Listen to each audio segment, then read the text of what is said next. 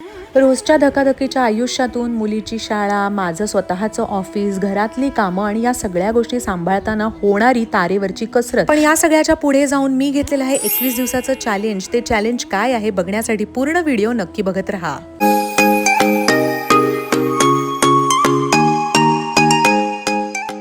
माझ्या चॅनलवर नवीन असाल तर सबस्क्राईब करायला विसरू नका.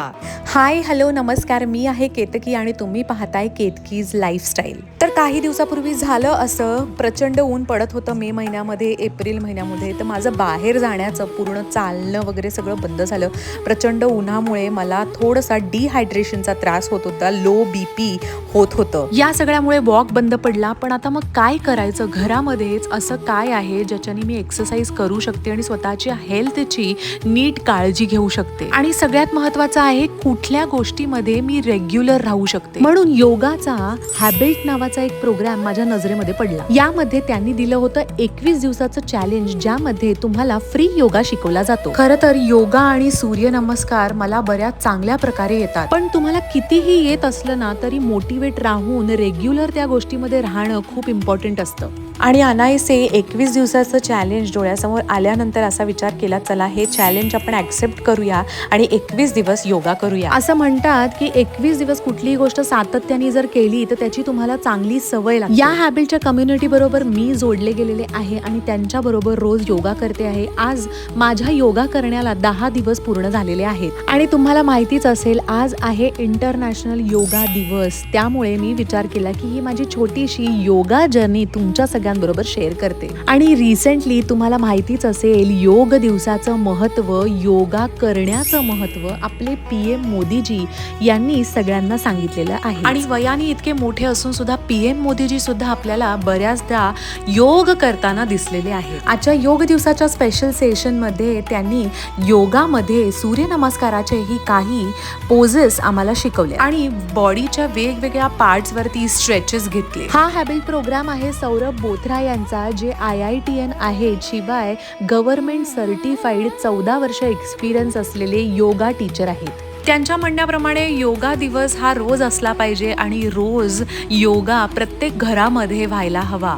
हॅबिटचं ब्रीदवाक्य सुद्धा तसंच आहे, हर घर योगा, हर दिन योगा. आणि मला काय वाटतं माहितीये का, रोज योगा करू शकतो आपण. एक अर्धा तास, 1 तास तरी स्वतःसाठी काढू शकतो. स्वतःला टाइम देऊन स्वतःसाठी, स्वतःच्या शरीरासाठी या गोष्टी नक्कीच करू शकतो. जसे आपण 2 टाइम जेवतो, व्यवस्थित श्वासोश्वास घेतो, या गोष्टींसाठी आपल्याला कोणालाही आठवण करून द्यायची गरज नाहीये. त्याप्रमाणेच योगा करण्यासाठी किंवा कुठल्याही प्रकारचा एक्सरसाइज करण्यासाठी आपल्याला ना कोणाचं मोटिवेशन असण्याची गरज नाही. आपण स्वतःचं मोटिवेशन व्हायला पाहिजे आणि योगा करायला पाहिजे किंवा कोणताही एक्सरसाइजचा प्रकार केला पाहिजे. हॅबिट प्रोग्राममुळे मला सुद्धा एनर्जी मिळालेली आहे आणि खूप जास्त मोटिवेशन मिळालेलं आहे. त्यामुळे 10 दिवस मी व्यवस्थित योगा केलाय आणि पुढे सुद्धा योगा पूर्ण कंटिन्यू करण्याचा माझा नियम मी मोडणार नाहीये.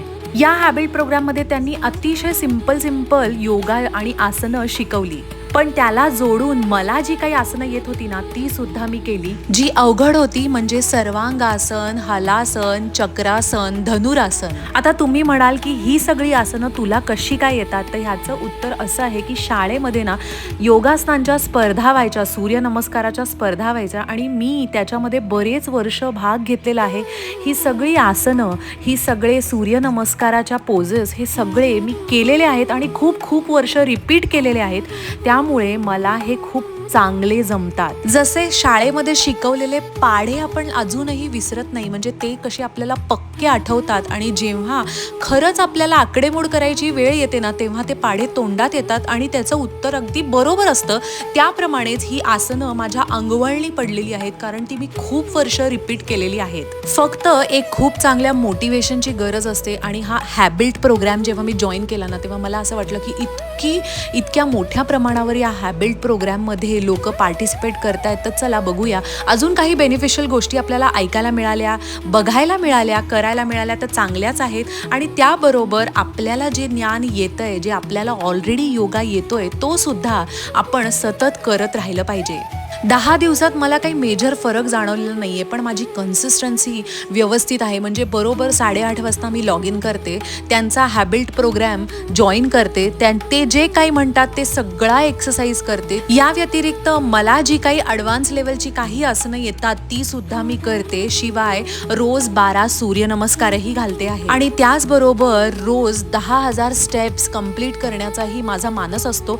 कधी ते होतात, कधी 7-8 हजारावर थांबून जातात, पण तरी सुद्धा माझा मॅक्झिमम प्रयत्न असतो की मी 10,000 स्टेप्स तरी पूर्ण करावे. म्हणजे मला सांगायचं आहे की हॅबिट प्रोग्राम हा एक छोटासा प्रोग्राम आहे जो फक्त 45 मिनिट्सचा योगा घेतो, पण तो योगा जॉईन केल्यामुळे दिवसभरात मला खूप वेळा असं वाटतं की नाही, मी अजून चालायला पाहिजे, मी अजून काहीतरी करायला पाहिजे, सतत बसायला नको, एक्सरसाइज करत राहायला पाहिजे, शरीराची हालचाल करत राहायला पाहिजे.